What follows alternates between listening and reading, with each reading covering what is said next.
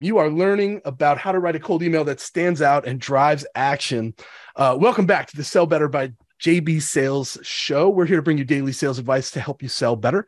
Let us know what your role is. I'm going to go ahead and launch this question right now. This is how we tailor the conversation to the people that are in the room. So make sure you fill that out. I'm your host, James Say What Sales Buckley. I'm a little under the weather today, so you'll forgive me if I sound a little stuffy, but fortunately I have two people that will pick up my slack. I am joined by Jed Marley of Mailshake and our main man, Tom Alemo. What's happening, buddy? What's up, man? Excited to be here. Yeah, welcome back, Jed. It's always a pleasure to have you, my friend. Absolutely, man. Well, before we kick things off, if you're looking to level up in 2023, check out our upcoming shows. You want to scan that QR code on your screen because we are now live every single day. If you did not know that, you can sign up, you can check it out, you can see all the things that we have going on every single day. The 100 top sales professionals, over 100 top sales professionals come to this show every single time we put these on. Scan that QR code, check it out at sellbetter.xyz. That's the new one. I got something special for you today. Internally, I'm dropping this link for you. This is not something that's public. We're putting it in the chat for the people that are in the room. These are 50 highly effective CTAs. My ask is that you go share this internally with your team. Every AE, every SDR, every customer success rep, they need this link that we're putting it in the chat. Share it internally, drop it in your Slack channel, let everybody go download this because this is going to be a game changer when you see these CTAs. All right, let me tell you a little bit about our sponsors, our partners. Without them, we could not do this. Gong, Outplay, and Vidyard, thank you for making this episode possible. We appreciate you guys. And this is what you're going to get today. You're going to get the best places to find relevant information. You're going to get all kinds of things about where to look for things and how to work them into that email structure that you've been working on. And we're going to show you a lot of CTAs and a lot of things that are going to fit into that email that you're working on to get the responses that you deserve. Let's look at who's in the room. Boom. No shocker. SDRs. Tom, tell me something an SDR should be focused on right now before we pass it to Jed to talk about this framework. What should an SDR be focused on in their emails right now? What's changed? I love my SDRs out there. We're gonna talk about a lot of good stuff. I think the number one thing that I always focus on is if you can explain the problem that your customer has as well or better than they can, they're going to see you as a trusted advisor. They're not going to see you as just a regular salesperson. So study, understand, spend time where your buyers are, read the blogs they read, listen to the podcasts they listen to, and that stuff will really pay off if you really know you can put yourself in their shoes. That's a little more research than we typically hear, but a lot more is going into these emails. Jed, break this framework down. Tell us why this is a great structure that people should start with today and how it's effective. Yeah, for sure. This is the cold email framework I've been using for the last probably 2.5, 3 years. It's something my team still uses. We always use some sort of variation of it. But I think it's a really easy way to get started. Keeps your emails super short. And so we'll start off with the first sentence. I try to keep all of my emails just 3 sentences, as short as possible, because nobody has time to read a long email. But we start with the context and the problem. And I think what Tom said is really important because this is the most important part of the cold email. If you don't nail the problem, they're really not going to read on.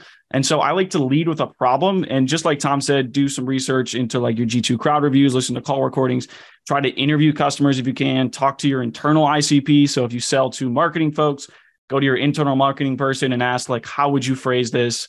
Does this problem sound good? And the context side of things is framed around finding buying triggers. So we'll probably get into that a little bit more in the show, but looking for indicators that you can find from easy research, such as maybe they're hiring, maybe they just got promoted, things like that you can lead off with and lead into your email.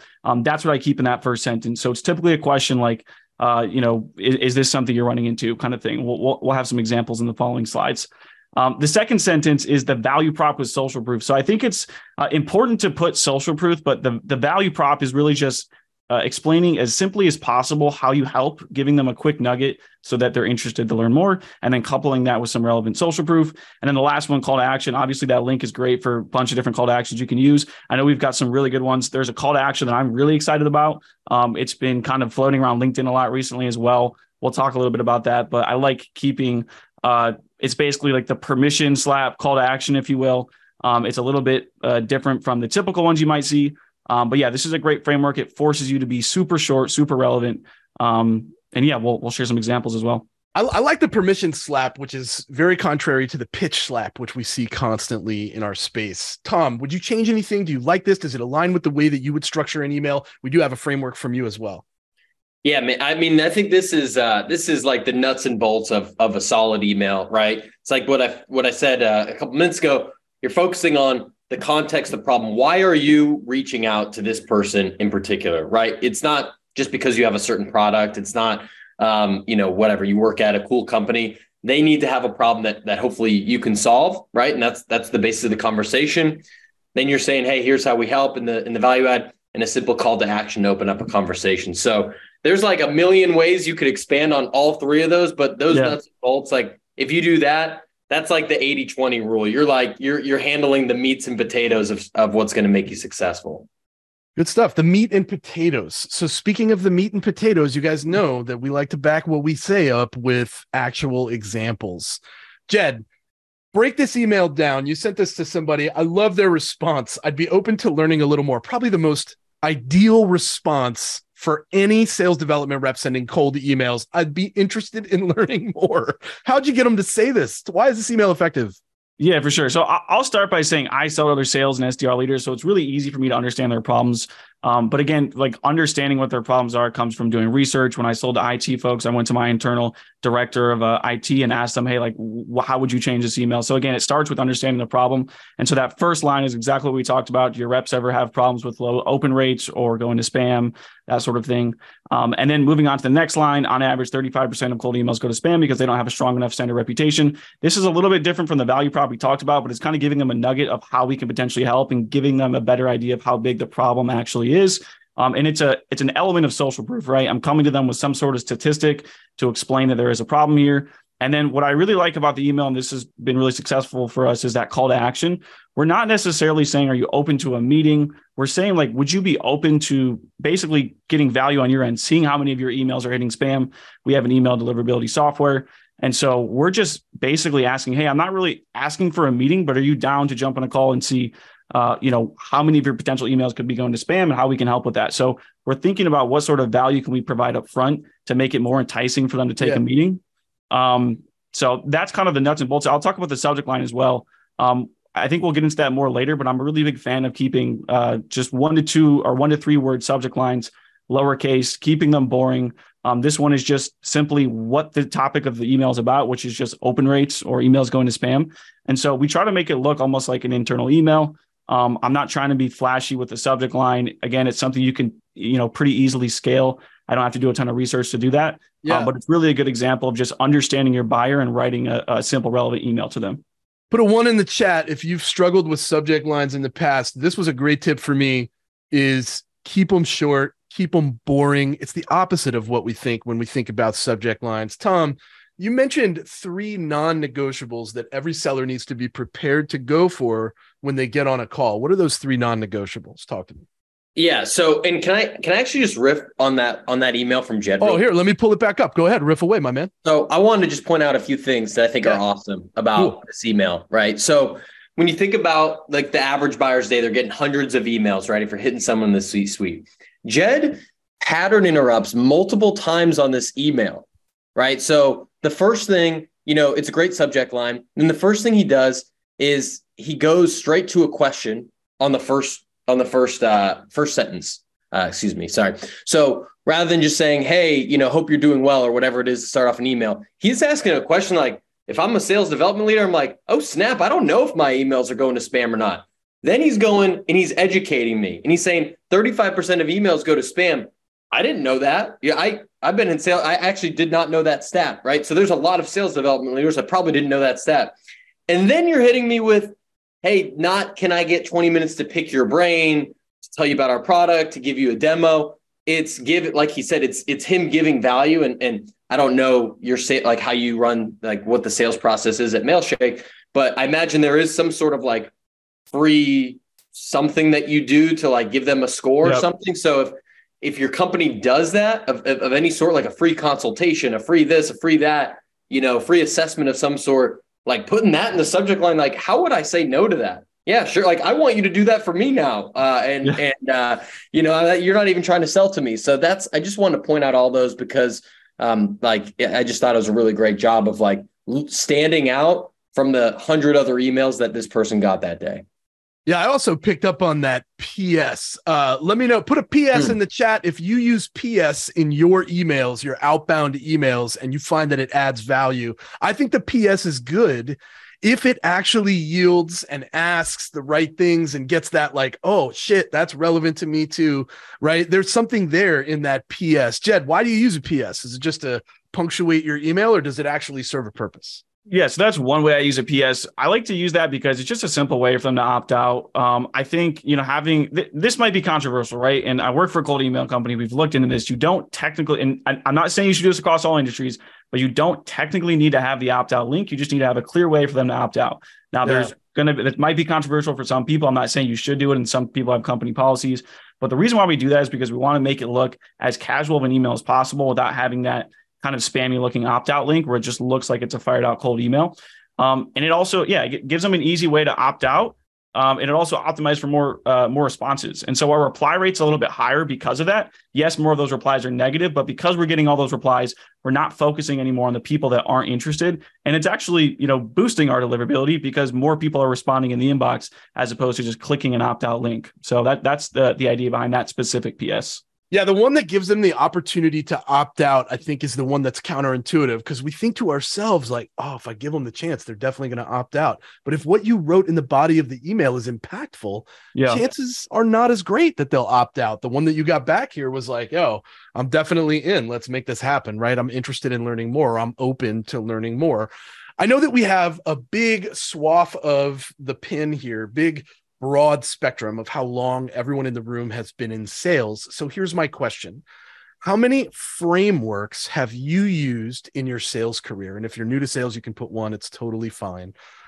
Yes, we're going to bring up the second email. Don't worry, Nick. We are going to do that. I do have a good question right here. I want to ask you guys from Kinsley, because I think specific verticals definitely matter. With the framework that you've laid out here, Jed, and let me just bring it back up really quick. Do you think that this type of simplicity in framework with some consistency, obviously, would work in the government sector, which is very different? That's interesting. So I've used this framework specifically for higher education, nonprofits, sales, marketing folks. That's the extent to where I've used this framework. Yeah. But I don't see any reason why it wouldn't work for government because I don't think it's more about the context of what you put into the email that's going to change, not necessarily the framework.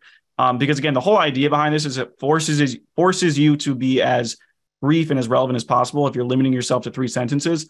Yeah. So I would say that the content of the email matters much more when it comes to like government or whatever vertical you're prospecting. Not as much the framework. I don't see any reason why it wouldn't work for government. Well, I'm like you. I've worked with a lot of frameworks. Tom, you ever sold into government before? Higher education, these slow moving organizations, these framework work for you? I haven't sold to those types of orgs, but I think the reason why this works and my framework that we'll get to is quite similar is because it's based on human psychology. So if there's humans working in the government, which maybe depending on your political affiliation, you'd say, depending on who's in seat wherever, you could say yes or no. But that's just a joke, guys. But I think the reason that it works is because, Jed's starting off this email with a potential problem or the reason for that, right? So he's showing them that he knows them. He's making them feel seen, right? And then he's providing a potential solution to that, or he's giving them an interesting data point that might be, kind of like make them think a little bit, challenge their idea. And then he's providing a very low friction ask. In this case, an ask of, could you exchange your time, 30 minutes, for this free email deliverability scoring, which could provide value to you so that a third of your emails don't go to spam? For a lot of people, that's a fair trade. It's probably a trade where the prospect gets more than Jed does in many cases. And so if that's the psychology that you're going out with a cold email, I don't care who you're selling to. Sure. I think it's going to work more times than not.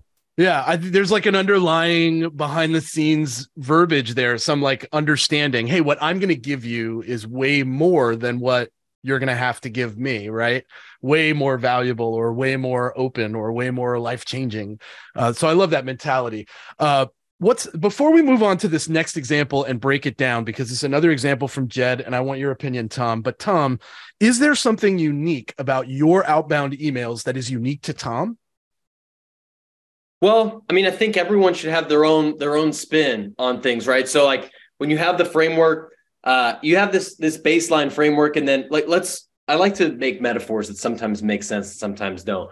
So let's say you were trying to eat healthy, right? And you said, all right, I'm going to go to the basics. I'm going to eat some like lean proteins. I'm going to eat a bunch of veggies. I'm going to eat some fruits. I'm going to avoid ice cream, right? And now for some people, they might want to like eat like a bunch of meat, and they want to eat like a bunch of chicken all day. And then some people are like, I'm going to eat salads all day. And then some people are like, I'm going to go on a juice cleanse, or I'm going to do it this way, that way. Like that's your individual flavor. But I think we'd all probably agree you shouldn't be eating a pint of ice cream if you want to be healthy every day, right? As much as you might love to do that, right? So I think everyone should be putting their own unique kind of flavor on things. And so what I try to do is, I try to find like, personalized reasons to reach out. I try to be very specific about the problem I'm trying to solve. Sometimes I'm silly, like that metaphor was like kind of ridiculous. Like I try to be a little bit unique in that way. Yeah.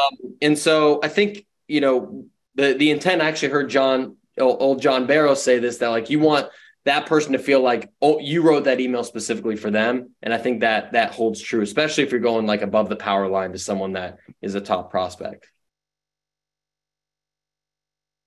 James, you're muted. I want to agree with you, but I want to also promise I won't tell John you referred to him as old John Barrows. Let's look at example number 2. Jed, break this down for us. This is almost the same email. You changed a couple of things in here, but it's almost the same email, and you got a different response, but it was the same desired response. Break this down for everybody. Why'd this work? Yeah, so the previous email didn't have much personalization. It's an example of if you segment really well and you know your buyer, you can send that same type of email out to as many people as possible in most cases. This one is a little bit more personalized, and it's something I like to do. And so I like to frame the problem that my email solves around, like towards specific direct reports that they have, to kind of give them a better image, right? So what I do in this email here is I found 2 of this person's direct reports. Their names were Jacob and Adam. And I frame the email around that, right? And so they see that subject line, and they're probably going to be more likely to open it because it's about their direct reports. And then I frame the story of the email that their specific emails could be going to spam to make it feel a little bit more personal to them. This does typically result in higher conversion rates because I'm taking that extra time to like find something personal about them. They know this email is for them. And so it's just an example of that. Again, the rest of the emails is pretty similar, but the thing I want to focus on too is the follow-up email here. So 2 days later after that first email, I sent, checked your domain, notice a couple of things that could be keeping your reps from landing in the inbox. Happy to share the results and some ideas for improvement if you'd like. So going back to what Tom talked about earlier, I'm trying to provide insights, right? And so if I come across with 34% of your emails going to spam, here are some ideas you can do. In my follow-up emails, I'll provide links and helpful resources to keep your emails out of spam. I'm just trying to come across as an expert so that I earn the right to get a meeting with them. And that's exactly what this follow-up email did here is I basically provided insights. So they wanted to learn more instead of just trying to tell them about my product. The funny thing is there was a typo in that email. I don't know if that resulted in higher response rates, but I sent that when that campaign went out, it went to like 100 or 200 people, and the response rates were pretty good. So I don't know if the typo had anything to do with it, but for the record, I am a bit of a fan of typos because again, it makes you look a little bit more human, like you're just typing it up on the fly. So it is something that was slightly controversial, Yeah. Hot button right there. Let us know in the chat. Do you agree? Do you, yes or no? Do you think typos humanize you as a seller? Tom, one of the things that I am noticing is the length of these emails. They're extremely short. Do you have a desired length that you go for when you're writing a cold outbound email? Well, first I'm putting in the chat, I'm anti-typo. I'm against Jed on that. Spell things the right way. Now, I actually noticed that you put like a ... That's what stood out to me. No one puts it was like, hey, Joe, or whatever the person's name was. You did like, I've never gotten an email where someone said ... I thought that was kind of cool. Anti-typo though. Sorry, what was your question? The question I have is there a desired length for these? We're giving frameworks here, and usually that comes with a series of steps, things that belong. So what is the desired length of an email for you using a framework? And we're going to talk about your framework here next. Yeah, for me, a couple common themes. I try to keep it under like 50, 75 words is like the sweet spot for most emails, 3 to 5 sentences. If it's on a mobile phone, you want to go, avoid like 2 thumb scrolls up. Most people are reading emails on mobile. Those are like, again, like the 80 to 90% like basic. Now, are there times where I send a longer email? Yes. Are there times where I send a 9-word email? Yes. but most of the time, like it's in like the 50-word ballpark. That's what I try to do. Yeah. And I heard somebody say on a recent show that we did, the higher up in the deal you go, the shorter your emails get. And I think that's a very interesting point. Tom, let's take a look. Go ahead. What were you going to say? Oh, no, that's an interesting rule of thumb. Say that again. The higher up in like the chain, the higher up in the chain you go as the deal progresses, the shorter your emails get. And it's really, somebody said, who was it? It was Kristen Connor of User Gems that said, as I move up the deal, I speak less and I have more like bullet points. We're going to talk about bullet points too. Tom, let's talk about your framework. Shout out to Jed. Let me get a one in the chat. If you're planning on using Jed's simple framework right now, as you write emails after this show, Tom, break your flow down, your framework down here for the audience. Yeah. You're going to notice a lot of similar things to Jed, right? So start with the subject line, catchy subject line. What I mean by that is similarly 2, 3, 4 words max, usually lowercase. I'm trying to make it look like it's not from a salesperson, right? So saying open rates on Jed's first email is exactly what that might look like. Then I'm starting off the email with something that is personalized and or relevant, right? So this does not have to mean, hey, James, I see that you have a dog named, Chester, and I also have a dog, and let's talk about our dogs. And by the way, I have this product. But it could mean, hey, James, I see that you're hiring 8 SDRs, and then the rest of the email is going to be relevant to that. So start off with the first sentence about something that I noticed about their company, sometimes about the individual. If I could find that, then I'm going to talk about a problem statement. So by 1, 2, and 3, I mean, many products that I've sold, they solve multiple problems, right? So I used to work at Gong, and we had like 3 or 4 different problems that we would solve for maybe a CRO or a head of RevOps or head of customer success, right? So I had those written down. And so I'm choosing one of those problems, right? James, a lot of VPs of sales tell me that they have no visibility into which deals are going to close and which ones are, right? Then I'm going to take hit enter. I'm going to provide a solution. We're helping, teams like JB Sales do X. And then an interest-based call to action. Are you open to learning more? Is this on your radar? I have a whole list of them a couple slides from now, but that's the basic rundown. Yeah, we're going to give you guys a list of CTAs. Jed, sorry, I took that down, but I wanted to ask you, is there anything that stands out to you about this flow? Something you would adopt yourself, something you might do a little differently? What I really like about Tom's framework, again, it's something similar to what I've used as well.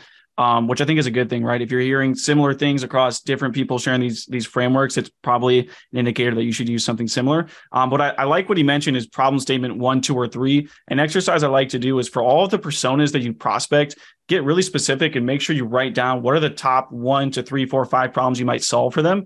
And then try to get super crystal clear with how that prospect would say those problems in their own words, and then list them out in terms of importance. Because when I'm building a sequence or a cadence, whatever you call it, I want to lead with the most important problem, in my opinion, that I think they'll gravitate to. And then maybe my third follow-up email has that second problem that I'm focusing on. In general, I like to keep my emails focused on one problem per email. But what I like about Tom's framework is that it forces you to, pick out the top 3 problems, for example, and you can use all 3 of those problems in your follow-up emails. And so that's an exercise I really like. That's great stuff. I want to show you guys an example because, as you know, we like to give you frameworks and then show you real examples because these guys are practitioners that also teach people how to do this. But before I show Tom's example and show that it's massively different, or at least quite a bit different than what Jed would do, I want to ask the audience, type in the chat, bullets or no bullets? Do you use bullets in your outbound emails? Do you put bullets in your outbound emails? Bullets or no bullets? Look at this. I got yes, I got no, I got bullets, I got no bullets. Rarely. All right, Tom, talk to me about why you believe in bullets occasionally. Yeah, it's funny. I don't always use bullets. So I happen to pull this because this is one that I did this is an email I was doing for a client campaign. But essentially, there's a few things I want to call out about this, right? I went to a college named Stonehill College. There's 2,000 people that went there. Their rival is Bentley University. There's about 3,000 people that went there. So I've come across someone that went to one of those 2 schools in a prospecting email maybe 3 times in my whole sales career over like 8 years. And this guy just happened to be one of them. So because of that, you'll notice the first email or the first line of this email is specifically about that. So I don't really I would never call out a college or university thing unless like I had a real reason. Like this is a very specific college rivalry in like Southeast Massachusetts. Yeah, you're like, yo, I'm coming at you. I came to your rival school. Yeah. Let's connect and throw some mud at each other. Yeah, I wouldn't call out like, hey, I saw you went to University of Texas, go Longhorns. I have no affiliation. That feels a little weak to me. By the way, I want to sell you this great service, right? Yeah, exactly. So I'm just calling that out. The second piece, so then I get into a problem, right? So in what I was talking about, the reason for my note is that, boom, here, a lot of the podcast platforms we talk to are focused on, this is a problem that they're having. We're helping them to do this through, here's the solution. And then I listed off a couple bullets. So this is a guy that I was helping, essentially like connect him with sponsorship opportunities. And he had a really impressive track record, right? He's sold hundreds of brand deals. He won an Emmy. He's business partners with the guy on Shark Tank. So to me, that stood out as like pretty like, jaw-dropping, like things that you would see in a bullet that you wouldn't normally see in an email.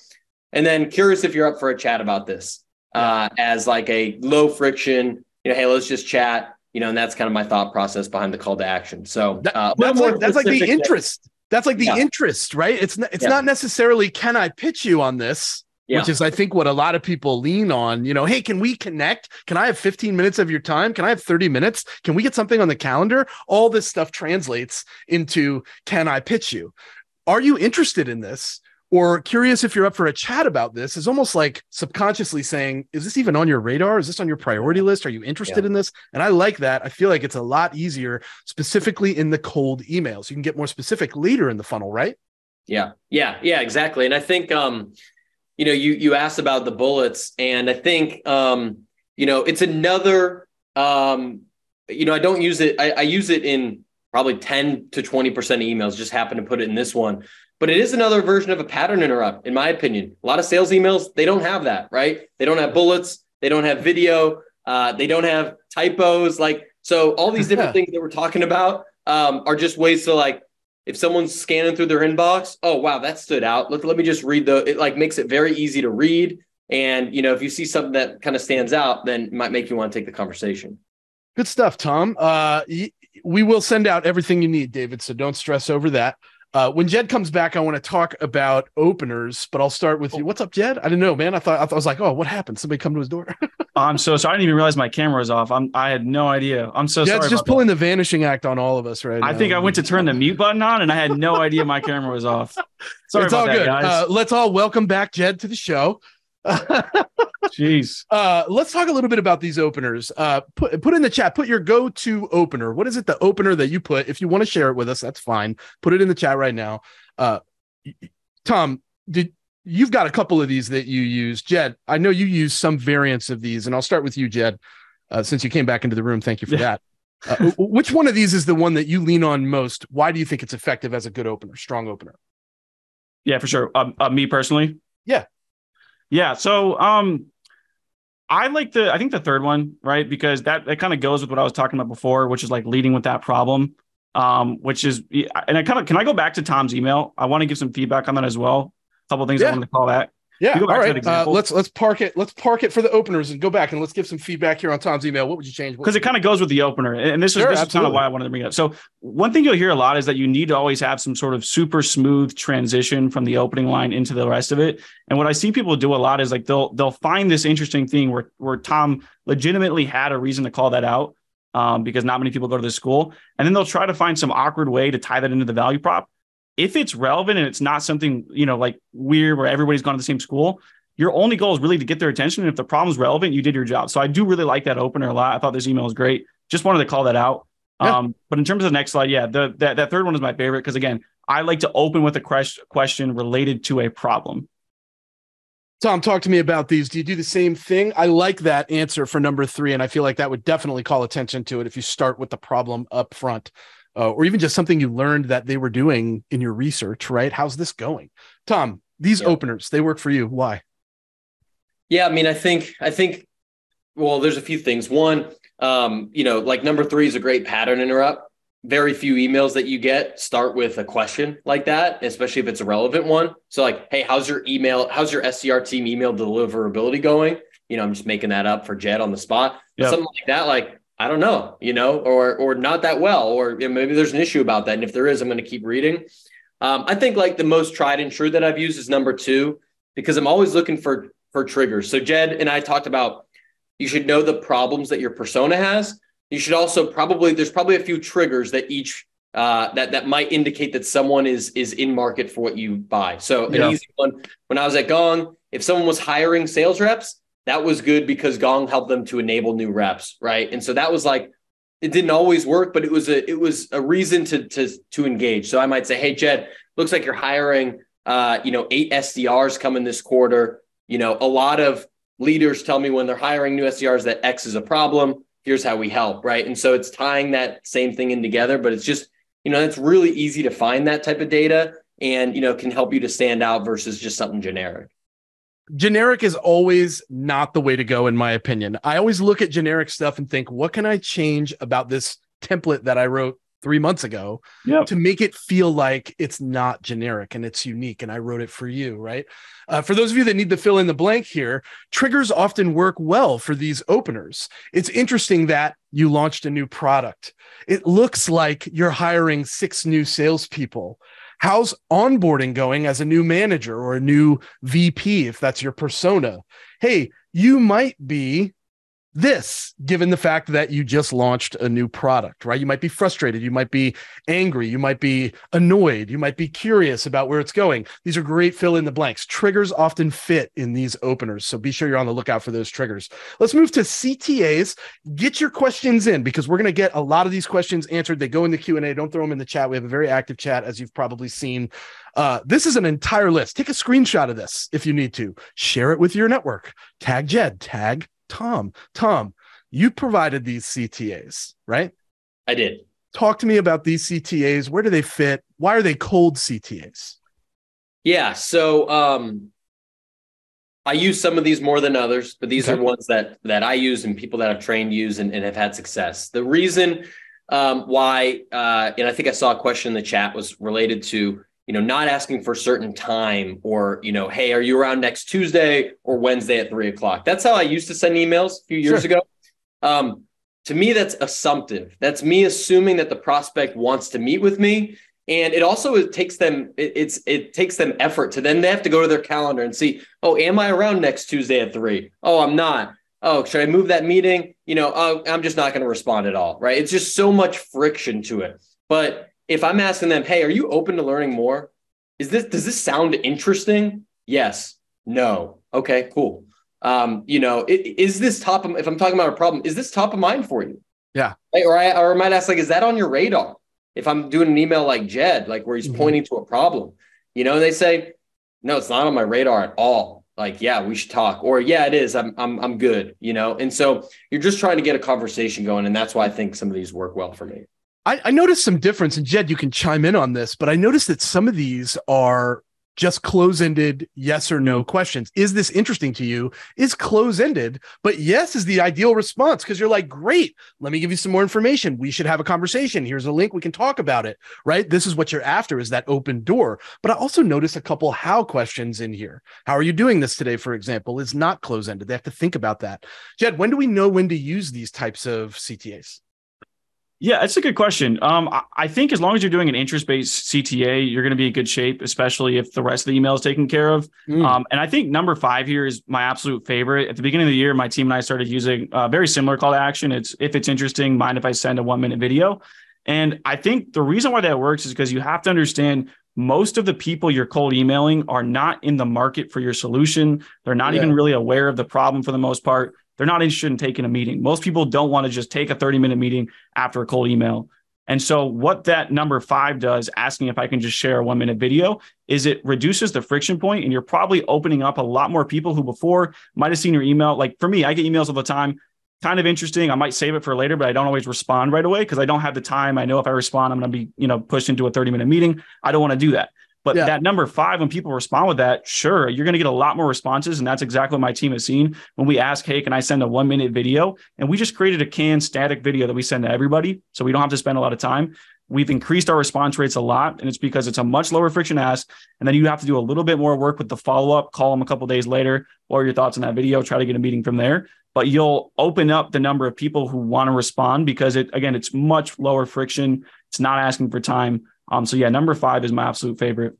I want to agree, but not because of the reason you gave, for a different reason. I think if they say, yes, you can send me a 1-minute video, I just got permission to send you 1-minute videos anytime I want to. Yeah. And for me, that opens the door, right? Like if you say, yeah, send me a video, everything I send you afterwards is going to be a video, right? Because you like video. And now I know that. Yeah. Let's answer some questions. Let me get some praise in the chat for our experts here, providing you with great examples, great CTAs to be able to start using. Give a big thanks to Jed and Tom for coming in. This question comes from Peter. I noticed in both of the emails in the CTAs, there's no specific time or date. Tom, you mentioned this earlier, so we'll give this one to you. Do you think there's a time to say, are you free Wednesday at 2? Or would you suggest avoiding that and allowing your customer to kind of drive the bus on what works every time? That's for Jed? That's for Tom. That's for you, Tom. Oh, okay. Got you. So I would say in a cold email, it's my first, I've never had contact with them. I'm never asking for a specific day and time. Now, when I go to it, is once I get a response, right? The response of them saying, hey, I'm interested. Then, what my response back to that would be, cool. Best way would be to, set up some, 30 minutes to chat. Either let me know some good times that work for you, or here's my, calendar link that if that's easier for you. That's how I would typically go about it. But, or if I was working a deal, if you're an AE and you're working a deal with someone, I think, and they agreed like, hey, we're going to take a next step and do a meeting. But anytime it's cold, I'm never doing that. Follow-up question, because I enjoy Peter's question here, and you mentioned calendar links. Do you send calendar links in your cold emails, or do you wait until somebody says, yeah, I'd like to have a call, and then you're like, use this link? I wait, and Jed would probably know a bit more about this, but I think the link could potentially send you to spam. Oh. So I don't know this. I don't know the data on that, but I do know that I've heard enough people say that it scared me to not do it. Yeah. I also think it could be a little assumptive. And, it's kind of like the same principle. So I'd rather you just tell me, yeah, I'm interested. And then, I'll do it. Jed, I've heard the same thing, that sending a link in a cold email might put you into spam. But also I've heard DMs, Tom, tell me that I'm not going to click your link. I'm not going to schedule this myself. Schedule it because it's your job to schedule it, not because I clicked the link and looked at my calendar and all that. Jed, I see you, man. You're with me. What do you got? Yeah, they can definitely hurt your deliverability. I mean, there's a lot of things Cellbitter's on plenty of your shows on email deliverability. There's a lot of things you can do right and wrong. If you're doing everything right in terms of deliverability, and then you want to put a link in there, I think that's fine. I think the best way to do it is to A/B test, send 100 emails with it, 100 emails without, or a little bit more, and see what works different. But yeah, some people, you'll send them a link and they immediately get offended. So I just like kind of like what Tom said. Hey, do you let me know what days work best for you? Yeah. Or if it's easier, here's a link. That also is something I like to do. Good stuff right there. Big notes for those of you in the room that are like, oh, my Calendly link is in my signature. You might consider taking that out. Raul, that's for you, buddy. Ryan says, thoughts on including a GIF or in your email, or even a meme in your email to stand out. Tom, what do you think about this? One of the most important things I think about being a salesperson is who you are, right? You know your identity, you know who the authentic version of Tom and Jed and James are, and you use that to your advantage. So like you said, you want to send people videos, James, great. There's some people that maybe aren't as good at sending videos and that doesn't convert as well. So some people maybe are like a little sillier, and they like to send funny memes and GIFs or GIFs, however you say it. I really don't. I don't really send either. I have before, but not really on cold email. Sometimes if I have a rapport with someone and I know that we have similar maybe senses of humor or something, I'll do it, and it helps to like close a deal or progress a deal. But cold, I haven't. Open to what Jed has to say about this, though. Yeah, I agree. I think it's a good way to stand out and just try it out if it fits your personality. I had a really good meme I used to use for sales ops managers that I would use in my last company. But one thing I do like to do is send GIFs later on in the sequence. And what the GIFs are like, we found the most impactful parts of our demos where people are the most engaged. And we take a snippet of that into a short GIF explaining how we solve the problem. And so in our follow-up email, we might elaborate a little bit more about how we solve the problem along with a GIF so they can visually see what that looks like. And so that's, an actionable way you can use GIFs as well. That's pretty good. And don't sleep on the GIFs or GIFs, however you say it. Don't skewer me to the wall if you say it different. And memes. Yeah, great stuff right there. So this is a good one, actually. It came in early. What do you guys suggest if you sell a service that's not quantifiable? Jed, in your examples, you had all this great data and these percentages. Some stuff that people sell, you just can't measure it with numbers. It's impact that they measure, and that's a little tougher. What would you suggest for a good framework for these types of people? What should they be focused on in their bodies of their emails? Yeah, it's a good question because pretty much everything I've sold has been quantifiable. So I haven't thought about this too much. Maybe Tom has more insights. But I feel like what I would probably do in that situation is there's still a reason why you have customers. There's still a reason why people are buying. And so if you're doing that research into your customers and figuring out what are like the impactful reasons why they're buying, if you're in a space with, a couple of big Goliath competitors in the space, what are like the key reasons why those customers chose you over those competitors? And then use that as your data point, if you will. I don't know. That's probably the way I would take it. Again, looking into why people bought in the first place, but maybe Tom, you have other ideas. Yeah, I'd say, the first sales job I had, I was selling Cutco knives, if y'all know what that is. Shout out Cutco. Shout out Cutco. And we didn't cold email then. But if I was going back there and I had to cold email, no one bought the knives because they saved 1/10 of a second on gliding through their steak compared to their previous knives. But there was pain points behind why they no longer wanted their terrible knives and why they would buy Cutco. So I would go to your last 10 customers, go to your case studies, or if it's early stage, like ask your founder or whoever, why do people buy? What are the pains that they have before they buy? And I would use that in the email. And it doesn't have to be 35% of emails go to spam. It doesn't have to be a number in there, but you could say like, man, a lot of people that I talk to struggle with X. Yeah. And then here's how we help. And I think that's really focusing on like the problem. Yeah. I did not do Cutco, but I did Kirby Vacuums door-to-door residential. That was my door-to-door residential. And I did Orkin Pest Control, which was a lot of fun. That was a lot of fun because finding bugs in people's houses is like traumatizing for a lot of people. So you'd be amazed at how great that was. Tell people how they can connect with you. Tom, where would they go? Go to LinkedIn. I'm Tom Malemo on LinkedIn. That's got all my other stuff on there. And shoot me a DM, shoot me a cold LinkedIn, use some of the principles that we use today. Yes. And send me something personalized. Jed, where can people go learn more about you, what you do, learn more about Mailshake? What do you got? Yeah, for sure. No, I love that idea. Come to, check me out on LinkedIn. I have a newsletter as well. Just did a course on Sales Navigator with Sell Better as well. It's completely free. Talk about a lot of these ideas as well. So check that out. And shoot me some cold DMs. I'd love to see it. Yo, Mark with the Neosporin comment. Sell Better, can you drop the link to Jed's new LinkedIn Sales Navigator course in the chat for the folks in the room that want to take advantage of that? I'd really appreciate it. Thank you. Thank you very much for that.